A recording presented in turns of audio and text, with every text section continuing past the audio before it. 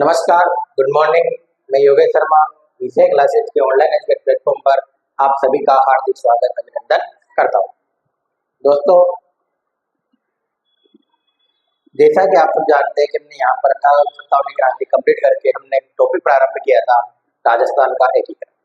और उस एकीकरण के अंतर्गत जो है हमने एक बात देखी थी कि एकीकरण कहाँ से प्रारंभ हुआ, कौन से विभाग के द्वारा किया जा रहा है, और हमने कल उसके चरणों के नाम और भी कुछ अन्य बातें जान ली थी आप लोगों ने। ठीक है, ऑथेंटिक तथ्य है तो साथ के साथ पढ़ते रहिएगा और थोड़ा रटंत विद्या से हट के टॉपिक से समझते हुए पढ़िएगा।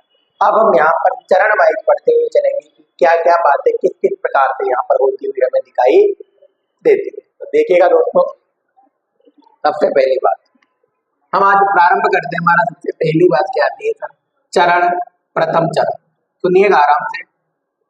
प्रथम चरण, आपको पता है राजस्थान का एकीकरण कितने चरणों में पूरा हुआ था लाडलो? तो राजस्थान का एकीकरण जो है 7 चरणों में पूरा हुआ था। उसमें अपन ने 7 के नाम जान लिए हैं, 7 के प्रधानमंत्रियों के नाम जान लिए हैं, 7 के उप जो राज प्रमुख थे उन राज प्रमुखों के नाम हमने यहाँ पर जान लिए। तो देखिएगा दोस्तों, सबसे पहले प्रारंभ करते हैं यहाँ पर प्रथम चरण। अब मैं कुछ प्रश्न आपको लिखाते हुए चलूंगा और उन प्रश्नों के अनुसार ही जो है आपको यहाँ पर याद रखना है। सबसे पहली बात सर, ये चरण जो है प्रथम चरण, पहला क्वेश्चन है कब हुआ था? कब हुआ था? क्वेश्चन नंबर 2, इसके अंदर विलय यानी किस किसको विलय किसका हुआ था, विलय किससे किया गया था, किसको मिलाया गया था? क्वेश्चन नंबर 3, अब जैसे ही विलय होता है तो विलय होने पर देखो एक इस चरण के अंदर क्या होता है लाडलो कि जो है देखो जैसे विलय हुआ, जैसे कहानी भाई समझना, विलय कब हुआ, चरण कब प्रारंभ हुआ, विलय किन किन रियासतों का किया गया। दूसरी बात, विलय हुआ, जैसे ही विलय हुआ तो इस चरण का नाम क्या रखा गया, नाम क्या था? अगला क्वेश्चन, जैसे ही नाम रखा गया तो नाम के बाद हमें ध्यान रखना है ये जो नाम है ये नाम किसकी सिफारिश पर रखा गया था? नाम जो है किसकी सिफारिश पर रखा गया था? किसकी सिफारिश पर रखा गया था? दूसरी बात, जैसे ही नाम हुआ तो यहाँ का प्रधानमंत्री कौन बना? क्या बना लाडलो? प्रधानमंत्री कौन बना? जैसे ही प्रधानमंत्री बना तो प्रधानमंत्री के साथ उप प्रधानमंत्री कौन बना? उप प्रधानमंत्री यहाँ पर कौन बनता है? तीसरी बात, उप प्रधानमंत्री बना दिया हमने। उप प्रधानमंत्री बनाने के बाद आप लोगों को काम करने के लिए क्या जरूरी है? मंत्रिमंडल। तो यहाँ पर मंत्रिमंडल कौन था? मंत्रिमंडल में कौन कौन थे? ठीक है दोस्तों, तो मंत्रिमंडल में 4 व्यक्ति आते हैं, चारों के नाम हम यहाँ पर देखेंगे। तो ये कुछ बातें जो है मैं कुछ प्रश्न साफ साफ आपको दिखाई दे रहे हैं यहाँ पर, और इन साफ साफ के अंदर आपको साफ साफ बातें भी ध्यान में रखनी है। जैसे ही मंत्रिमंडल के करीब पहुंचते हैं तुम्हारे पास एक नाम आता है दोस्तों, और वो क्या आता है? मंत्रिमंडल हो गया, राज प्रमुख कौन बना? राज प्रमुख कौन बना? राज प्रमुख के साथ ही उप राज प्रमुख कौन बना? राज प्रमुख। और राज प्रमुख के बाद कौन दोस्तों? उप राज प्रमुख। ठीक है, अगला प्रश्न बनता है इसका उद्घाटन। इस चरण का उद्घाटन जो है किसने किया और कहाँ किया? इसके अलावा एक प्रश्न और बनता है, और वो क्या बनता है? उद्घाटन करवा देंगे हम। जैसे उद्घाटन करवाओगे तो उद्घाटन के बाद एक बात आपके सामने निकल कर आती है। उद्घाटन में प्रश्न सबसे पहले कब हुआ, किसने किया और कहाँ किया? ठीक है, 3 प्रश्न सिंपल सा बनता है, कब हुआ, किसने किया और कहाँ किया। इन तीनों के बाद एक बात और बनती है जो अपन यहाँ देखते हैं, इस चरण की जनसंख्या कितनी थी? जनसंख्या कितनी थी, इसका क्षेत्रफल कितना था और इसकी वार्षिक आय कितनी थी दोस्तों, वार्षिक आय कितनी थी। ये इतनी सी बातें आप लोग ध्यान में रख लोगे, इसमें हमारा प्रथम चरण कंप्लीट हो जाएगा। और इसके अलावा कुछ एक या दो बातें जो है वो हमें और ध्यान में रखनी है, बस ये चार बातें में ध्यान में रखनी है। इसमें राजस्थान के एकीकरण का पहला चरण जो है, प्रथम चरण जिसे कहा जाता है, वो यहाँ पर समाप्त हो जाएगा। अब देखिए कैसे याद रखोगे। कल मैंने बताया था कि कब हुआ था, तारीखें याद करी थी आप लोगों ने, याद करो। सबसे पहले क्या था, 18, 25, 18, 30, 26, 1, यही था ना। 18, 25, 18 और इसके अलावा 18, 25, 18, उसके अलावा 15, 30, 25 और 1, 26, 1। बाकी बात देखें तो 3 को ध्यान रखते पहले, 18, 25 और 18। 18 यानी सबसे पहले 18 आ रहा है तो क्या लिख दोगे 18। दूसरा महीना कौन सा, तो महीने के लिए लिखा था अपन ने मामा और माँ, मामा और माँ मेरी जान है। तो मामा माँ से क्या बनता था दोस्तों, मार्च। तो 18 मार्च। और कब प्रारंभ होता है ये, 1948 ईस्वी। तो प्रथम चरण जो है इसकी शुरुआत कब होती है, 18 मार्च 1948 होती है। अब दूसरी बात, यहाँ पर विलय किस किसका हुआ था, तो दोस्तों यहाँ पर विलय जो है ना, ए बी सी डी और एक ठिकाना, ठीक है, ए बी सी डी और एक क्या था दोस्तों यहाँ पर ठिकाना था। इसका यहाँ पर क्या होता है, विलय होता है। यानी 4 रियासतें और एक ठिकाना का विलय हुआ था। 4 रियासतें कौन सी थी, तो ए से बनता है अलवर,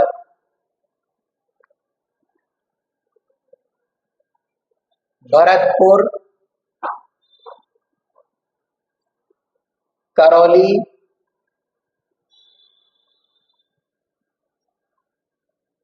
और डी से बनता है कौन, धौलपुर। अलवर, भरतपुर, करौली और धौलपुर। और एक ठिकाना ध्यान रखना, नीमराणा, नीमराणा। इसका यहाँ पर क्या हो जाता है, विलय होता है। कितनी रियासतें, 4 रियासतें, ए बी सी डी और एक ठिकाना अलवर, भरतपुर, करौली, धौलपुर और नीमराणा, ठिकाने का विलय हो जाता है। लेकिन क्वेश्चन बहुत सी बार ऐसा पूछा जाता है कि कुल कितनी इकाइयों का विलय हुआ था, इकाई। अगर आपसे पूछ ले कुल कितनी इकाइयों का, तो 4 रियासतें और एक ठिकाना, इकाइयां तो कितनी है, कुल 5, लेकिन रियासतें कितनी है, 4 और ठिकाना एक ठिकाना। तो 4 + 1 इकाइयां कितनी हो जाती है, 5, जबकि रियासतें कितनी है हमारे पास, यहाँ पर 4 रियासतें हैं। इस संघ का नाम क्या रखा, जैसे प्रथम चरण हुआ, इन 4 रियासतें मिली और एक ठिकाना। जैसे आपने देखा है ना आजकल के युवा जैसे बना लेते हैं कि फलाना नवयुवक मंडल, उसी प्रकार इनके तो रियासतें दी अपना नाम रखेगी। तो इन रियासतों ने इसका अपना नाम क्या रखा था, तो आपको पता है, मत्स्य ने राज संघ बनाकर, लिखी थी अपन एक लाइन, मत्स्य ने राज संघ बनाकर संयुक्त वृहत होकर राज किया। यही थी ना, मत्स्य ने राज संघ बनाकर संयुक्त वृहत होकर क्या किया था, राज किया था। तो ये बात हमें ध्यान रखनी है। और मत्स्य ने, तो पहले चरण का नाम क्या होगा यहाँ पर, मत्स्य संघ। क्या नाम था, मत्स्य संघ, ठीक है। दूसरी बात, अब इसका नाम जो है किसकी सिफारिश पर रखा गया, ऐसा कौन सा व्यक्ति था जिसकी सिफारिश पर, तो नाम ध्यान रखना सर, के एम मुंशी, के एम मुंशी समिति की सिफारिश पर,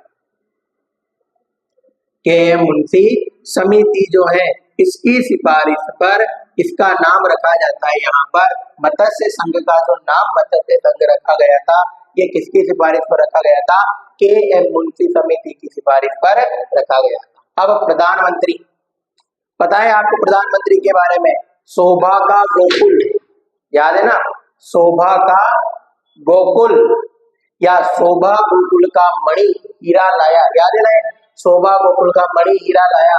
तो शोभा गोकुल और शोभा से क्या बनता है दोस्तों, शोभाराम, शोभाराम कुमावत, कौन है, शोभाराम कुमावत। और ये शोभाराम कुमावत जो थे ये कहाँ के थे, तो जगह भी आप लोगों को ध्यान में रख लेना भाई। देखो कहाँ के थे, तो कहाँ के बनेंगे, ये अलवर के थे। कहाँ के थे, अलवर के। दोस्तों एक प्रश्न और रह जाता है कि 4 राज्य 4 रियासतें हैं, तो चारों रियासतों का कहीं ना कहीं कोई ना कोई राजधानी तो होगी। तो एक प्रश्न हमने छोड़ दिया था राजधानी, तो प्रथम चरण की जो राजधानी बनाई गई थी ये बनाया गया था कौन, अलवर को। इसे बनाया गया था अलवर को। तो शोभाराम कुमावत इस मत्स्य संघ के प्रधानमंत्री बने। उप प्रधानमंत्री कौन बनता है, तो उप प्रधानमंत्री बनता है सर जुगल किशोर। कौन बनता है, जुगल किशोर। और इस जुगल किशोर को राजस्थान का गांधी भी कहा जाता है। राजस्थान का गांधी किस व्यक्ति को कहा जाता है, तो जुगल किशोर को यहाँ पर कहा जाता है। दोस्तों जुगल किशोर राजस्थान का गांधी के नाम से भी विख्यात है। तो राजस्थान का गांधी नहीं, राजस्थान का नेहरू। राजस्थान के नेहरू के नाम से विख्यात कौन है, जुगल किशोर। अब मंत्रिमंडल बनाना है, क्या बनाना है, मंत्रिमंडल। तो 4 वर्ड ध्यान रखना, एजी, बीबी, सीसी और डीएम। एबी, एजी, बीबी, सीसी और डीएम। ए से सर अलवर, बी से भरतपुर, सी से करौली और डी से धौलपुर। 4 रियासतों से 4 व्यक्ति लिए गए, चारों को मंत्रिमंडल में शामिल यहाँ पर किया जाता है। ठीक है, सबसे पहले जी से लिया गया सर यहाँ पर गोपीलाल यादव। कौन है, गोपीलाल यादव। और गोपीलाल यादव को कहां से लिया जाता है, तो गोपीलाल यादव को लिया जाता है, एक का मतलब क्या है, अलवर। अलवर से लिया गया इन्हें। दूसरा बीबी, बी से बनता है भोलेनाथ। बी से कौन है, भोलेनाथ। और इनका नाम था मास्टर भोलेनाथ। कौन था दोस्तों, मास्टर भोलेनाथ। मास्टर भोलेनाथ को लिया गया और ये कहां से थे, भरतपुर से। तीसरा सीसी, सी से बनता है यहाँ पर चिरंजी लाल मिश्र। चिरंजी लाल। और चिरंजी लाल जो थे कहां से लिए गए, करौली से। कहां से लिए गए लाडो, करौली से चिरंजी लाल यहाँ पर लिए जाते हैं। और एम से बनता है कौन, मंगल सिंह। कौन बनता है, मंगल सिंह। और मंगल सिंह को कहां से लिया गया, तो ये लिए गए हमारे पास कहां से दोस्तों, धौलपुर से। धौलपुर से। तो ये हमारा मंत्रिमंडल यहाँ पर बनता है, एजी, बीबी, सीसी और डीएम। ए का मतलब अलवर से गोपीलाल यादव, बीबी का मतलब भरतपुर से भोलेनाथ, करौली से चिरंजी लाल, धौलपुर से मंगल सिंह को यहाँ पर बनाया गया, शामिल किया गया था। दूसरी बात हमारे पास आता है कौन, राज प्रमुख। और राज प्रमुख के लिए एक लाइन लिखी थी आप लोगों ने, क्या लिखी थी, उदय भीम का बोबा मान गया। तो उदय और उदय से क्या होता है, उदयभान सिंह। नाम याद है ना इसका, उदयभान सिंह। और उदयभान सिंह कहाँ का था, तो सबसे लास्ट में था, जिसने इंस्ट्रूमेंट ऑफ फिक्शन पर हस्ताक्षर किया था। कौन सी रियासत थी वो, धौलपुर। तो धौलपुर के महाराजा को क्या बनाया गया, प्रथम चरण का राज प्रमुख यहाँ पर बनाया जाता है।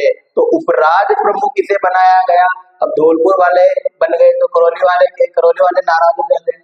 तो नाराज होते हैं तो इनके राजा को गणेश पाल सिंह को, गणेश पाल सिंह जो है, इस गणेश पाल सिंह को यहाँ पर उपराज प्रमुख बना दिया जाता है। इनको क्या बना दिया जाता है, उपराज प्रमुख बना दिया जाता है। ये बातें देखें। दूसरी बात, उद्घाटन कब हुआ, तो ध्यान रखना दोस्तों, उद्घाटन कब होता है, 18 मार्च 1948 को। किसने किया, तो करने के व्यक्ति आया था एन.वी. गॉडगिल। एन.वी. गॉडगिल, देखो ध्यान रखना, गॉडगिल चाचा नेहरू। ठीक है, गॉडगिल कहाँ किया, तो इसने किया था लोहागढ़ भरतपुर में। लोहागढ़ भरतपुर, लोहागढ़ जो दुर्ग है भरतपुर में, उस दुर्ग के अंदर जो है इस संघ का उद्घाटन किया गया था। तो जो प्रश्न बनते हैं प्रश्न वाइज ही आपको लिखाए जा रहे हैं। अब इसकी जनसंख्या के बारे में बात कर लेते हैं। जनसंख्या कितनी थी यहाँ पर, तो इसकी जनसंख्या थी 18.5 लाख, 18.5 लाख। क्षेत्रफल था दोस्तों 12,000 वर्ग किलोमीटर। क्षेत्रफल कितना था, 12,000 वर्ग किलोमीटर। और एक बात और आती है, इसकी वार्षिक आय कितनी थी, तो वो कितनी थी, 184 लाख रुपए। कितनी थी, 1,84,00,000 रुपए जो थी, इनकी वार्षिक आय हमें यहाँ पर देखने को मिलती है। तो ये बात आप ध्यान रखिएगा। दूसरी बात वो क्या है दोस्तों, तो वो है हमारे पास यहाँ पर कि अलवर और भरतपुर, अलवर और भरतपुर, ये जो दोनों रियासतें थी ना, नाथूराम गोडसे, जानते हो आप उसको, जिसने महात्मा गांधी की क्या करी थी, हत्या करी थी। उस नाथूराम गोडसे जो है उसके, वो इन्हीं से इसी रियासत से बिलोंग करता था। तो इन रियासतों के ऊपर गांधी जी की हत्या का आरोप लगा था। ये अलवर भरतपुर जो है ना, इनके ऊपर क्या होता है, इनके ऊपर किसका, गांधी जी की हत्या का, गांधी जी की हत्या का क्या लगता है यहाँ पर, आरोप लगाता। महात्मा गांधी जी की हत्या का आरोप लगा। और जैसे ही इनके ऊपर महात्मा गांधी जी की हत्या का आरोप लगता है, तो ये दोनों रियासतें, या हम बात करते हैं यहाँ पर भरतपुर रियासत, और भरतपुर के राजा कौन थे, ब्रजेंद्र सिंह। भरतपुर के राजा कौन थे, ब्रजेंद्र सिंह थे। तो भरतपुर के राजा जो थे, भरतपुर के ब्रजेंद्र सिंह जो थे, इस ब्रजेंद्र सिंह ने प्रथम स्वतंत्रता दिवस 15 अगस्त 1947 जो है वो यहाँ पर क्या किया था, नहीं मनाया था। और इसके लिए इनकी जांच भी की गई। क्या की गई, बाद में क्या की जाती है, इनकी जांच की जाती है। और जांच में इन्हें क्या पाया जाता है दोस्तों, निर्दोष पाया जाता है गांधी जी की हत्या के हिसाब से। तो इस प्रकार से हमारा यहाँ पर प्रथम चरण जो है वो क्या होता है, खत्म होता है। क्या था प्रथम चरण में, राजधानी अलवर कब हुआ, 18 मार्च 1948 को। किस किस का विलय हुआ, अलवर, भरतपुर, करौली, धौलपुर, और एक ठिकाना नीमराना था। नाम क्या रखा गया, मत्स्य संघ। किसकी सिफारिश पर रखा गया था, तो के.एम. मुंशी समिति की सिफारिश पर रखा गया था। प्रधानमंत्री कौन थे, शोभाराम कुमावत। उप प्रधानमंत्री कौन थे, जुगल किशोर, जिसे राजस्थान का नेहरू भी कहा जाता है। मंत्रिमंडल में एजी, बीबीसीसी और डीएम। अलवर का गोपीलाल यादव, भरतपुर के मास्टर भोलेनाथ, करौली का चिरंजी लाल, धौलपुर का मंगल सिंह। और राज प्रमुख बनाया गया धौलपुर महाराजा उदयपाल सिंह को। उपराज प्रमुख गणेश पाल सिंह को। उद्घाटन किसने किया, तो 18 मार्च 1948 को एनपी गोडगिल ने लोहागढ़ भरतपुर में किया। जनसंख्या 18.5 लाख थी। क्षेत्रफल 12,000 वर्ग किलोमीटर। वार्षिक आय 184 लाख।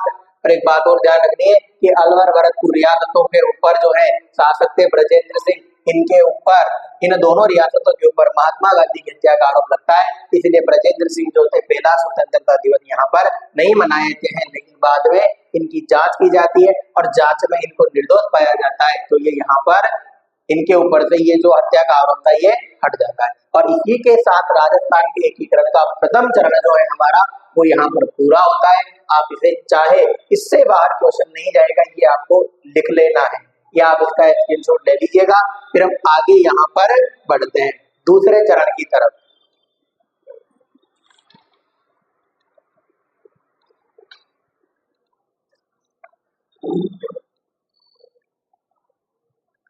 देखिए अब दूसरा चरण, दूसरे चरण में वही कुछ बातें जो हमने यहाँ देखी है, कौन कौन सी थी तो हम देखते हैं उनको भी एक एक करके यहाँ पे देखिएगा। मैं मिटा देता हूँ इनको क्योंकि इसमें कुछ बड़ी बातें यहाँ पे आएंगी, बाकी इधर तो नहीं है कुछ भी। देखिएगा सबसे पहले इसका प्रश्न नंबर 1 क्या है दोस्तों, यहाँ पर प्रथम चरण हमारा कंप्लीट हो चुका है और प्रथम चरण के बाद कौन सा चरण आता है, जान लो, दूसरा चरण। और दूसरा चरण करने कौन आएगा तो हम देखते हैं। सबसे पहली बात, दूसरे चरण में कब हुआ था, तो क्या था 18, 25, 18, तो ये 25 मामा यानी मार्च। 1948 3 बार लिखना था, 3 बार। 25 मार्च 1948 को द्वितीय चरण यहाँ पर क्या होता है, प्रारंभ हो जाता है, खत्म हो जाता है दूसरा चरण एकीकरण का, द्वितीय चरण। अब क्या होता है द्वितीय चरण, विलय किसका होता है, तो कुल टोटल 10 इकाइयों का यहाँ पर विलय किया जाता है। कितनी इकाइयों का, 10 इकाइयों का विलय किया जाता है। अब 10 इकाइयों के नाम कैसे ध्यान रखें, ट्रिक से याद रखो तो ट्रिक से बाबू झाड़ू की को साटो, लेकिन अगर आप ट्रिक से याद नहीं करना चाहते तो हम करना चाहते हैं यहाँ पर किस किस का हुआ था, तो दोस्तों 3 तोती वागड़ रियासतें, 3 थी हाड़ौती की रियासतें, 3 थी छोटी रियासतें, और एक था क्या, ठिकाना। एक क्या था लाडलो, ठिकाना। बस ये ध्यान रखना है, कितनी हो गई, 10 होगी ना, तो कुल 10 इकाइयों का यहाँ पर विलय होता है। वागड़ कौन कौन सी थी, तो डूंगरपुर, बांसवाड़ा, प्रतापगढ़, डूंगरपुर, बांसवाड़ा, प्रतापगढ़, इनका यहाँ पर क्या हो जाता है लाडलो, विलय हो जाता है। 3 वागड़ की जो यहाँ पर हमारे पास थी इनका, ठीक है। दूसरी बात, हाड़ौती की कौन कौन सी थी, कोटा, बूंदी और झालावाड़, कोटा, बूंदी और झालावाड़।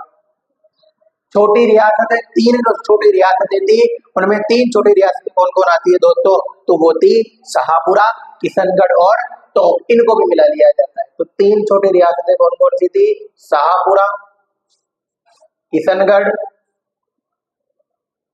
और टोंक, शाहपुरा, किशनगढ़, टोंक, इनको मिला दिया जाता है। और एक ठिकाना कौन था, कुशलगढ़, इसको भी यहाँ पर मिला दिया जाता है। तो द्वितीय चरण जो है राजस्थान का, इस दूसरे चरण में इतनी रियासतों का कुल 10 इकाइयों का यहाँ पर विलय किया जाता है, और 10 इकाइयों में 3 वागड़ की, 3 हाड़ौती की, 3 छोटी रियासतें और एक क्या था, ठिकाना, डूंगरपुर, बांसवाड़ा, प्रतापगढ़, कोटा, बूंदी, झालावाड़, शाहपुरा, किशनगढ़, टोंक, और एक ठिकाना कौन सा था, कुशलगढ़। अब इसकी राजधानी किसे बनाया जाता है, तो राजधानी बनाया जाता है दोस्तों कोटा को। किसे बनाया जाता है, कोटा को। नाम भी हमने कहा था कि नाम क्या रखा था, तो नाम क्या था इसका, याद करो लाइन, मत्स्य ने राज संघ बनाकर, राज संघ का मतलब क्या होता है, राजस्थान संघ, क्या होता है, राजस्थान संघ, इसका नाम क्या था दोस्तों, राजस्थान संघ, या इसको पूर्वी राजस्थान के नाम से भी जाना जाता था, तो राजस्थान संघ बना दिया। दूसरी बात, जैसे ही राजस्थान संघ बनेगा तो हमारे पास यहाँ पर राजधानी होगी, राजस्थान संघ हो गया। अब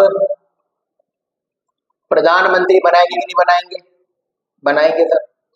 उप प्रधानमंत्री यहाँ पर हम नहीं बनाते हैं, ठीक है। दूसरी बात, मंत्रिमंडल, क्या नाम है, मंत्रिमंडल। अब देखिएगा दोनों बातें आपको बता, सर प्रधानमंत्री की एक लाइन लिखी थी आप लोगों ने, शोभा गोकुल का मणि, किसका, शोभा गोकुल का मणि हीरा लाया, याद है ना, तो शोभा गोकुल का मणि हीरा लाया, तो गोकुल, और गोकुल से कौन आता है, गोकुल लाल असावा, कौन है दोस्तों, गोकुल लाल असावा, ये व्यक्ति यहाँ पर आ जाता है। तीसरा, मंत्रिमंडल, तो इस मंत्रिमंडल की एक बात ध्यान रखना, पंडित जवाहरलाल नेहरू ने इसके मंत्रिमंडल पर रोक लगा दी थी, जो राजस्थान संघ है इसका कोई मंत्रिमंडल नहीं होगा। तो किसने रोक लगाई थी, पंडित जवाहरलाल नेहरू ने इसके मंत्रिमंडल पर यहाँ पर क्या कर दी थी दोस्तों, रोक लगा दी थी। अब इसके बाद हम इसका क्या बनाएंगे, यहाँ पर प्रधानमंत्री, क्या बनाएंगे, प्रधानमंत्री। और प्रधानमंत्री किसको बनाया जाएगा, तो आपको पता है, क्या पता है, याद हो, उदय भीम का भूपा मान गया, तो उदय भीम और भीम से क्या बनता है, भीम सिंह, क्या बनता है रे, भीम सिंह। और भीम सिंह कहाँ के थे, भीम सिंह द्वितीय, और ये कहाँ के थे, तो ये थे हमारे पास कहाँ के, कोटा के, कहाँ के थे? कोटा के। तो प्रधानमंत्री को उसको बनाया जाता है, भीम सिंह को बनाया जाता है। ठीक है, सॉरी, प्रधानमंत्री नहीं, राज प्रमुख। क्या बनाया जाएगा दोस्तों? राज प्रमुख जो है वो किसे बनाया जाता है? यहाँ पर भीम सिंह द्वितीय को बनाया जाता है। अब बात वही आती है, उप राज प्रमुख। उप राज प्रमुख किसे बनाया जाएगा? तो उप राज प्रमुख जो है ये बनाया जाता है हमारे पास किसे? तो दो बनाए जाते हैं, एक तो बनाया जाता है वरिष्ठ, और दोस्तों एक बनाया जाता है क्या? कनिष्ठ। दो बना दिए जाते हैं, क्योंकि दो रियासतें नाराज हो जाती है कि हम बना देते हैं, तो दोनों को संतुष्ट करने के लिए बनाया जाता है। क्या बनाया जाता है? तो वरिष्ठ में बनाया जाता है बूंदी के शासक और बूंदी के राजा कौन थे? बहादुर सिंह। कौन थे? बहादुर सिंह। उस समय इन बहादुर सिंह जी को यहाँ पर क्या बनाया जाता है? बहादुर सिंह। कहाँ के थे? बूंदी। बहादुर सिंह को वरिष्ठ उप राज प्रमुख बनाया जाता है। तो डूंगरपुर वाले कहते हैं कि हमारा क्या दोष है, हमें भी बनाओ। तो ये कहते थे कि तुम्हें बना देते। और डूंगरपुर का राजा कौन था? लक्ष्मण सिंह था। और इस लक्ष्मण सिंह को यहाँ पर क्या बना दिया जाता है?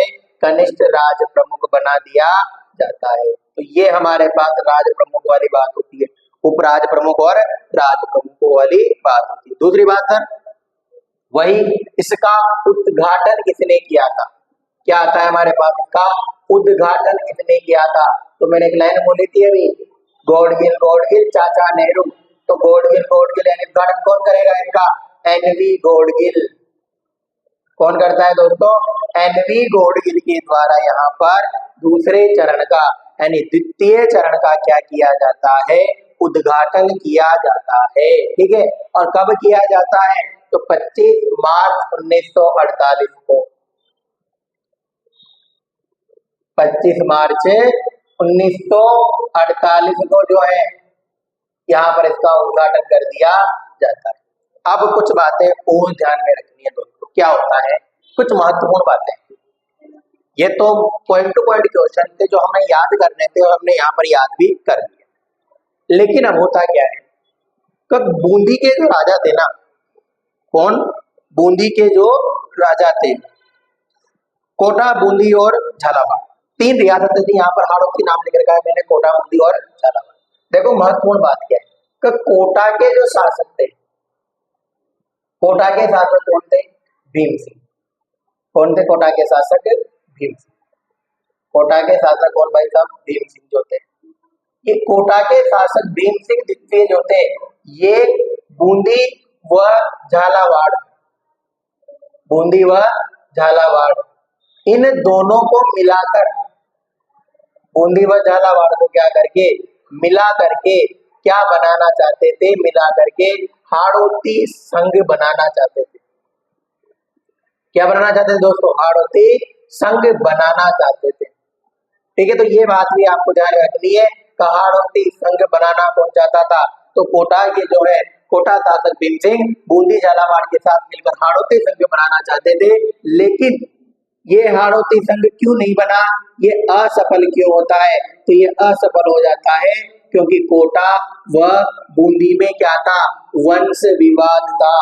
कोटा बूंदी में वंश विवाद होने की वजह से ये क्या हो जाता है? यहाँ पर बंद हो जाता है। ये हाड़ौती संघ जो है नहीं बन पाता। कोटा बूंदी में क्या था? वंश विवाद था, और वंश विवाद होने की वजह से जो है कोटा शासक भीम सिंह जो है हाड़ौती संघ बनाने में असफल हो जाते हैं। एक बात और आती है, हमारे पास यहाँ पर तीन रियासतें आप लोगों को देखने को मिल रही है, डूंगरपुर, बांसवाड़ा और प्रतापगढ़। दिख रही है ना?